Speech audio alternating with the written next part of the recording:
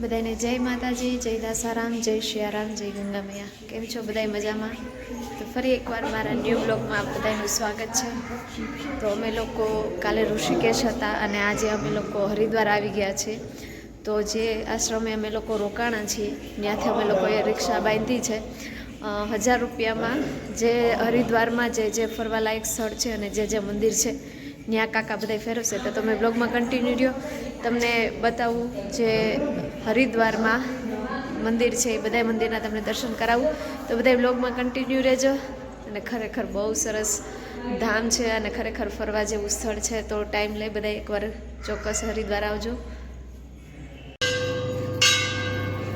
અમે ત્રીજા મંદિરે પહોંચી ગયા છે, તુલસી માનસ મંદિરે.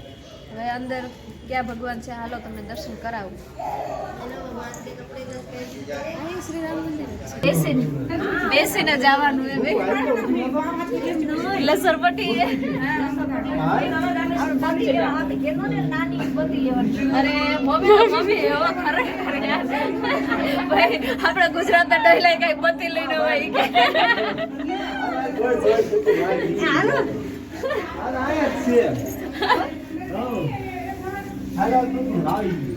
ઓય ભાઈ ચડાય એવું નથી એટલે બ્લોગ બંધ કરી દે. તો આ મંદિરે દર્શન તો મજા જ આવી ગઈ, પણ અહીંયા ચડવા ઉતરવાની સીડી બહુ જોરદાર હે. બતાવું તમને. હવે તો જો કે બહાર નીકળી ગયા છીએ અમે.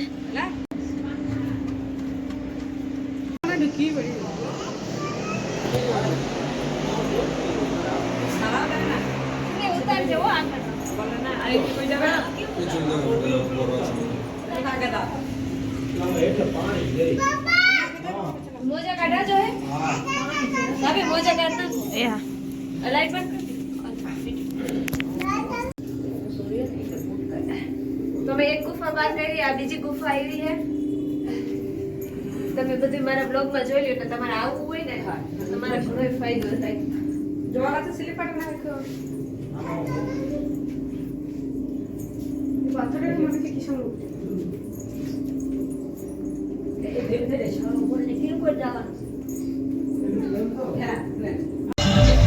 ભારત માતા મંદિરે પહોંચી ગયા છે.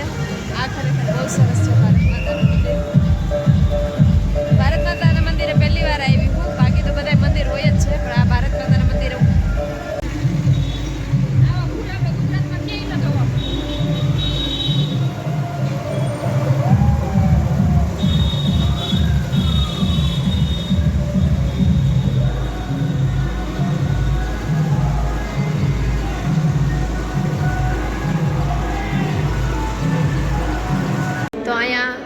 આપણા દેશની નારી જેણે આપણા દેશ માટે યોગદાન દીધું છે, આપણા દેશ માટે કંઈક કરી બતાવ્યું છે, એ બધાય સત પ્રણામ છે. એ બધાય નારીને ખરેખર પ્રાઉડ થાય આવા મંદિરે આવવામાં.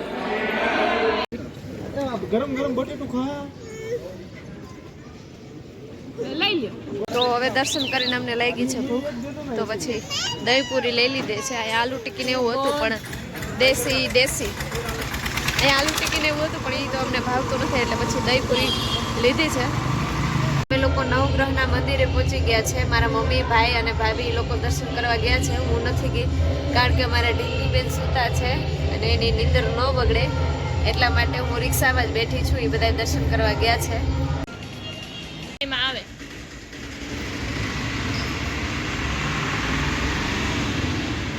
તો આ રુદ્રાક્ષનું ઝાડવું છે અને અમારે નવગ્રહના તો દર્શન નહીં થાય, કારણ કે મંદિર બંધ થઈ ગયું છે. તો આ રુદ્રાક્ષનું ઝાડવું છે અને રુદ્રાક્ષ શંકર ભગવાનના આંસુમાંથી ઉત્પન્ન થયેલું રુદ્રાક્ષ છે. અમારે ઢીંગીબેન ઉઠી ગયા છે જો, પણ તોય મારે નવગ્રહના તો દર્શન નથી થયા. હવે એકાદું મંદિરના દર્શન થાય એના તમને દર્શન કરાવી દો બ્લોગમાં. નવગ્રહના તો તમને નહીં કરાવી શકું. જો ભાઈ વિડીયો ઉતાર્યો હોય છે તો હું બ્લોગમાં એડ કરીશ. અમે લોકો દુર્ગામાના મંદિરે પહોંચી ગયા છે. કેટલા કિલોની? 151 કિલો સોના. 151 કિલોની સોનાની મૂર્તિ છે. જો અલાઉડ હશે તો હું તમને એમના દર્શન કરાવું છું. સોનાની મૂર્તિ ભાઈ.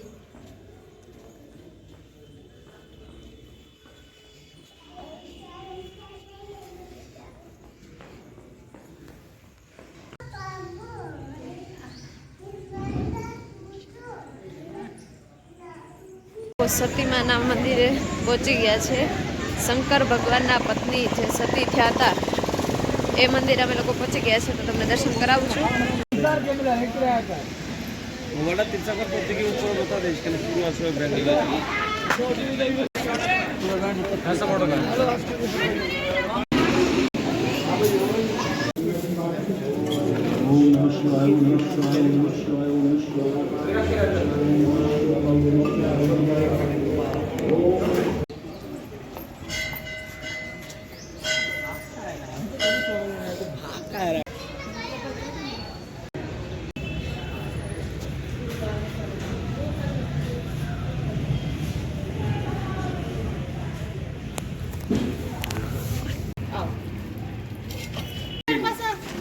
જ્યારે દક્ષ રાજાએ હવન કર્યું હતું અને સતીમાં આવ્યા હતા, શંકર ભગવાને ના પાડી હતી કે દક્ષ રાજાના હવનમાં નથી જવું, અને સતીમાં કોઈ આવ્યા હતા.